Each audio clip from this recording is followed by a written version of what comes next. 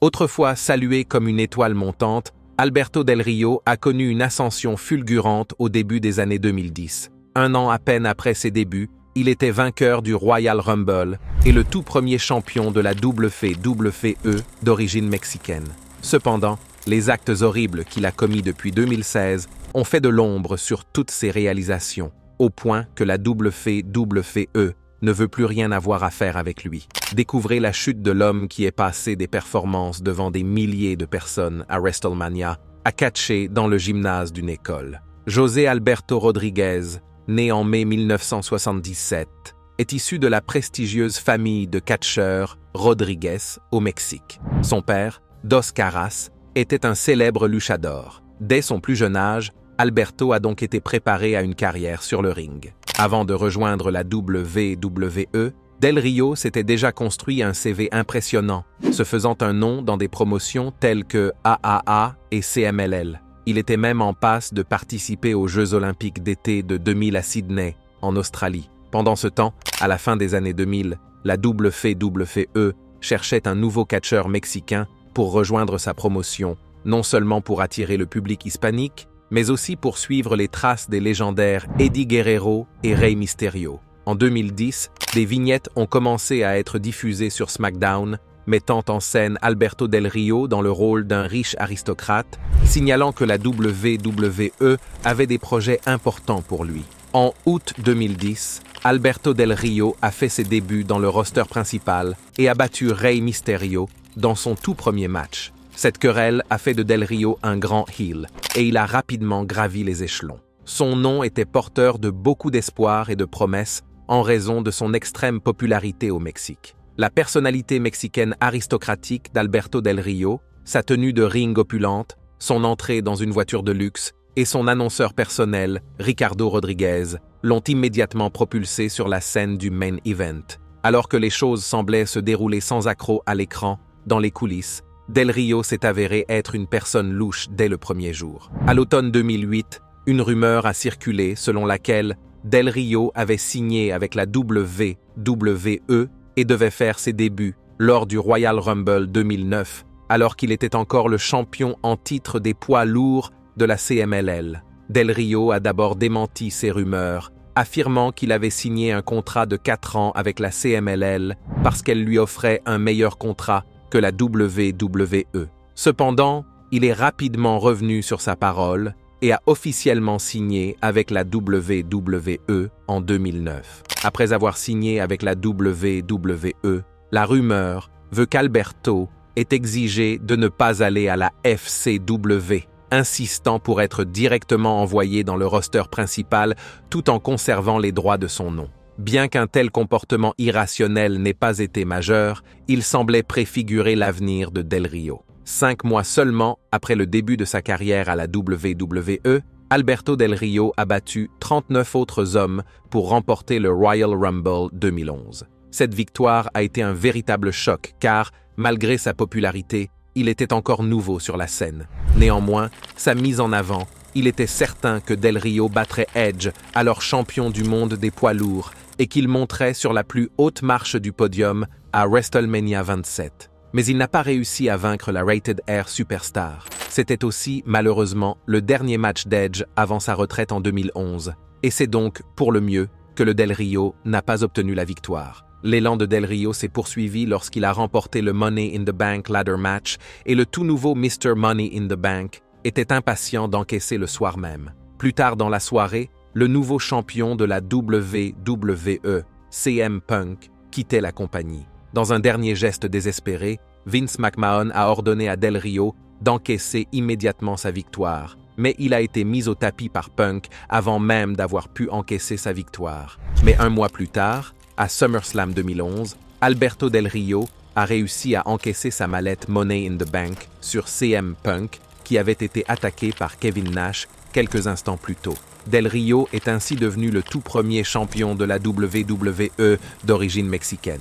Ce devait être un grand moment pour lui, et même si c'était le cas, l'encaissement n'aurait pas pu arriver à un pire moment. À l'époque, Punk était la star de la WWE, et son élan grandissait de jour en jour. Le fait que le Summer of Punk s'écroule ce soir-là en partie à cause du cash-in de Del Rio, n'a pas été bien perçu par certains. De plus, le règne de Del Rio n'a duré qu'1 mois, puisqu'il a perdu le titre au profit de John Cena lors de la Night of Champions 2011. Cependant, Del Rio a réussi à rebondir en battant à la fois Cena et Punk pour reprendre le titre de champion à Hell in a Cell. Punk, cependant, n'a pas oublié sa défaite à SummerSlam et a recommencé à se disputer avec Del Rio. Cette fois, CM Punk est sorti vainqueur des Survivor Series, marquant le début de son règne emblématique de 434 jours en tant que champion de la WWE. À ce stade, on peut se demander pourquoi la WWE a confié le titre de champion à Alberto Del Rio si elle n'avait pas l'intention de le faire durer. Néanmoins, Del Rio est toujours resté dans le tableau des titres mondiaux. En 2012, il a jeté son dévolu sur le champion du monde poids lourd de Sheamus, le défiant à plusieurs reprises tout au long de l'année, mais perdant chaque match. Outre le fait qu'il n'a pas réussi à détrôner Sheamus, Del Rio a été en proie à de multiples blessures qui l'ont tenu à l'écart pendant plusieurs semaines. Ainsi, lorsqu'il est revenu à la fin de 2012, il était prêt à entrer sur la scène de l'événement principal. Mais une série de défaites l'a empêché de retrouver la popularité dont il jouissait en 2011. La WWE a donc décidé de transformer l'antipathique Del Rio en babyface pour la première fois. Cette transformation s'est faite de la manière la plus naturelle qui soit. Lors de TLC 2012, les 3MB ont commencé à insulter les annonceurs espagnols parce qu'ils ne connaissaient pas l'anglais. L'annonceur de Del Rio, Ricardo Rodriguez, est venu les défendre, mais il a été attaqué par les 3MB. Alberto est alors intervenu rapidement pour sauver son allié. Quelques semaines plus tard, le nouveau babyface Del Rio a battu Big Show en janvier 2013 pour finalement remporter le titre de champion du monde des poids lourds. Lors de sa première défense de titre, Del Rio a défendu avec succès son titre contre Big Show dans un match Last Man Standing au Royal Rumble lorsque Ricardo a scotché les jambes de Big Show aux cordes. Malheureusement, la rivalité suivante de Del Rio a poussé beaucoup de gens à remettre en question le prestige du championnat du monde des poids lourds lui-même et à se demander s'il n'était pas mieux dans la peau d'un heel. Sur la route de WrestleMania 29, Del Rio a entamé une querelle avec Jack Swagger, qui était revenu avec un nouveau personnage agressif aux côtés de son manager Zeb Colter. La querelle a pris une tournure politique, Swagger et Colter promouvant un sentiment anti-immigration et insultant l'héritage de l'autre, ce que beaucoup ont jugé de très mauvais goût. Après avoir battu Jack Swagger à WrestleMania 29, Del Rio a affronté Swagger et Colter dans un match à handicap 2 contre 1 lors du Raw Post-Mania. Pendant le match, le champion a semblé se blesser à la jambe. Une blessure qui a permis à Mr. Money in the Bank, Dolph Ziggler, de capitaliser et d'encaisser son contrat sur Del Rio. Le Raw Post-WrestleMania a une aura particulière et l'encaissement réussi de Ziggler a suscité l'un des plus grands applaudissements de l'ère moderne. Dans une tentative de tout faire pour récupérer son titre de champion du monde des poids lourds, Del Rio a repris le championnat à Ziggler dans un match très physique à Payback 2013. Au cours du match, les tactiques agressives de Del Rio ont conduit à un subtil heel turn et il a remporté le championnat du monde des poids lourds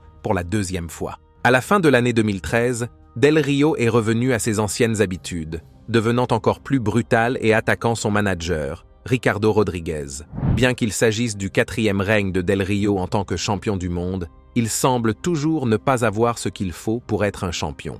Bien qu'il ait occasionnellement attisé les sifflets en tant que heel méprisable, ses promos manquent toujours de profondeur. À Hell in a Cell 2013, Del Rio a perdu le titre de champion du monde au profit de John Cena, qui venait de se remettre d'une blessure au coude. Leur rivalité s'est poursuivie au cours des mois suivants, Del Rio tentant de reconquérir le titre, mais finalement, Cena a gardé le dessus dans leur querelle. Après plusieurs règnes de champion du monde oubliables, un parcours de babyface raté et un accueil mitigé de la part du public, le statut de Del Rio s'est réduit à celui d'un athlète de milieu de tableau en 2014. Pendant la préparation du Royal Rumble, Batista est revenu à la WWE après de nombreuses années d'absence en janvier 2014, qu'à un agneau sacrificiel choisi par la WWE pour montrer la domination de Batista sur le ring. Del Rio a affronté Batista à Elimination Chamber 2014, et étonnamment, la foule entière était fermement de son côté.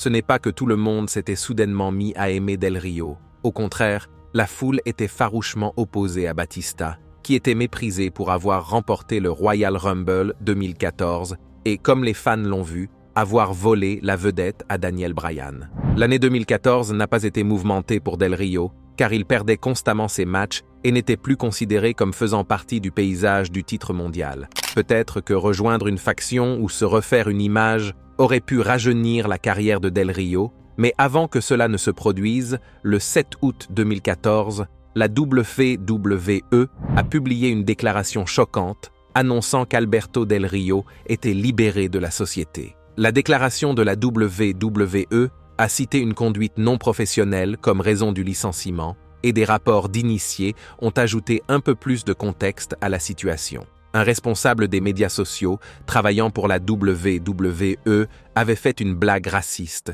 soit à l'encontre de Del Rio, soit à l'encontre d'un autre talent, ce qui a conduit Del Rio à le confronter et à le gifler. Même si Del Rio a été félicité pour ses actions, la WWE a fini par avoir une mauvaise image. Ce licenciement a en fait déclenché une série d'articles et de rumeurs négatives concernant l'attitude et le professionnalisme du lutteur, qui ont finalement été révélés au grand jour. Peu de temps après son départ de la WWE, il souhaitait commencer à travailler pour une autre promotion. Cependant, les contrats de la WWE comprennent une clause de non-concurrence, ce qui signifie que les catcheurs ne peuvent pas travailler pour une autre promotion pendant 90 jours. Del Rio a porté l'affaire devant les tribunaux et a obtenu gain de cause, ce qui lui a permis de catcher dès le mois suivant. Il s'agit de la victoire juridique la plus rapide jamais obtenue contre la WWE. Ce n'était pas la première fois qu'un catcheur attaquait la WWE en justice au sujet d'une clause de non-concurrence. En 2004, Brock Lesnar a attaqué la WWE en justice au sujet de la clause de non-concurrence, arguant qu'il était injuste et illégal pour la WWE de restreindre sa capacité à participer à d'autres promotions de catch jusqu'en 2010. Lesnar a finalement gagné la bataille juridique en 2006. Après avoir passé un certain temps à AAA, Ring of Honor et Lucha Underground, Alberto Del Rio a retrouvé le chemin de la WWE à l'automne 2015. À Hell in a Cell 2015, Zeb Colter a présenté l'adversaire mystère de John Cena et à la surprise générale, ce n'était autre qu'Alberto Del Rio. Del Rio est non seulement revenu à la WWE, mais il a également battu son rival de longue date, John Cena, pour devenir le nouveau champion des États-Unis. Son association avec Zeb aurait pu être prometteuse, mais l'alliance a pris fin avant même d'avoir commencé officiellement, car la WWE l'a placé dans la faction League of Nations, aux côtés de Sheamus, Rusev et Wade Barrett. Sur le papier, une faction entre ces stars internationales semblait très intéressante. Dans la pratique, c'est le contraire qui s'est produit. Ils n'étaient que des heels de base qui faisaient le sale boulot de Triple H et de Vince McMahon, avec pour seul objectif de mettre en avant Roman Reigns. Au lieu de prendre de l'élan en faisant partie de la League of Nations, cela a fini par nuire non seulement à l'élan de Del Rio, mais aussi à celui de tous les autres membres du groupe. Et peu après, Del Rio a perdu le titre US au profit de Kalisto. La cote de Del Rio a encore baissé lorsque, sur la scène la plus grandiose de toutes, à WrestleMania 32, Stone Cold Steve Austin, Mick Foley et Shawn Michaels ont tellement enterré le groupe que la faction n'a plus jamais été vue ensemble. Le temps de Del Rio à la WWE n'a pas duré longtemps, car il a été suspendu pendant 30 jours après une violation de la politique de bien-être et il s'est retiré de son contrat. Alberto était mécontent de la WWE, affirmant qu'il avait reçu des promesses vides, y compris une poussée dans le main event, lorsqu'il a fait son retour en octobre 2015. Cependant, ce que beaucoup décriraient comme la goutte d'eau qui a fait déborder le vase pour Alberto a été sa relation avec l'ancienne championne des Diva Page. Del Rio était auparavant marié à Angela Velkay, avec qui il a 3 enfants. Cependant, en juin 2016, Velkay a demandé le divorce à cause de l'adultère de Del Rio. La combinaison de rumeurs d'infidélité et d'un écart d'âge de 15 ans entre eux a rendu beaucoup de gens méfiants dès le début. La WWE n'a pas non plus été impressionnée par la relation et a décidé d'utiliser la WWE Draft 2016 à son avantage. Ils ont déplacé Paige à Raw et mis Del Rio à SmackDown dans un mouvement public pour essayer de les séparer. Mais le couple s'est fiancé en octobre 2016 après que Paige ait fait sa demande au milieu du ring lors d'un événement de la WWC à Porto Rico, juste après le match de Del Rio avec Carlito. Mais comme tout le monde l'avait prédit, la relation s'est vraiment avérée turbulente, à commencer par Paige, qui a été victime de plusieurs fuites de vidéos et d'images personnelles, et qui a reçu 2 suspensions pour avoir violé la politique de bien-être. Peu après, leur relation s'est effondrée lorsque Del Rio et Paige ont été impliqués dans une dispute domestique à l'aéroport international d'Orlando, ce qui a poussé Del Rio à engager des poursuites pénales à l'encontre de Paige. Dans les enregistrements audio de la rencontre, on entend Del Rio et Paige s'accuser mutuellement d'agression. 10 années plus tard, lors d'une interview, Paige a révélé des détails troublants sur les abus qu'elle a subis de la part de Del Rio. Ces révélations ressemblent étrangement au crime dont Del Rio sera plus tard accusé. Paige a déclaré qu'elle était enfermée dans des pièces pendant des heures, tout en étant agressée par Del Rio toutes les 2 minutes. Au début, vous vous défendez contre cette personne, mais à la fin, cela devient un cycle. Au bout du compte, il vous arrive quelque chose tous les jours. Elle a ajouté qu'elle était souvent enfermée dans une pièce pendant 6 ou 7 heures, tout en subissant des violences physiques répétées. Ce serait un euphémisme que de dire à quel point la réputation du député Del Rio a été entachée. Mais malgré ses problèmes, Alberto Del Rio a reçu une nouvelle chance de rédemption de la part d'Impact Wrestling, où il est devenu champion du monde. Le nom d'Alberto Del Rio ayant été déposé par la WWE, il a dû trouver un autre nom pour se faire connaître. Il a opté pour El Patron, ce qui se traduit par le boss. Cependant, cette opportunité a été de courte durée, puisqu'il a été rapidement licencié en 2018 pour ne pas s'être présenté à un événement. J'avais une situation familiale dont je devais m'occuper. Comme vous le savez, ma famille, mes enfants sont ma priorité. La situation les impliquait, et c'est pourquoi j'ai décidé de m'occuper de mes affaires et de ma situation familiale. Et c'est tout ce qui s'est passé. J'en viens à ce que je vous disais à l'instant. Je sais que les gens veulent tout savoir. Cela ne concerne que ma famille, mes parents, ma sœur, moi-même et mes enfants. Et c'est comme ça que ça va rester. Alberto a également ajouté qu'il était d'accord avec la décision d'Impact et a une fois de plus souligné qu'il prévoyait de quitter le monde du catch professionnel au cours de l'année prochaine. Après avoir passé un certain temps sur le circuit indépendant, Del Rio est retourné à ses anciennes racines dans le MMA. Lors d'un combat contre Tito Ortiz fin 2019, Del Rio a étrangement ramené son ancienne ceinture de champion de la WWE lors de son entrée. Mais tout cela a été oublié à la lumière de ce que Del Rio a fait l'année suivante. En mai 2020, Del Rio a été arrêté après avoir prétendument battu et agressé sexuellement sa petite amie. La victime a déclaré aux autorités locales de San Antonio qu'Alberto l'avait brutalement agressé sexuellement et physiquement après l'avoir accusée de l'avoir trompée et s'être mise en colère lorsqu'elle n'a pas voulu admettre qu'elle était infidèle.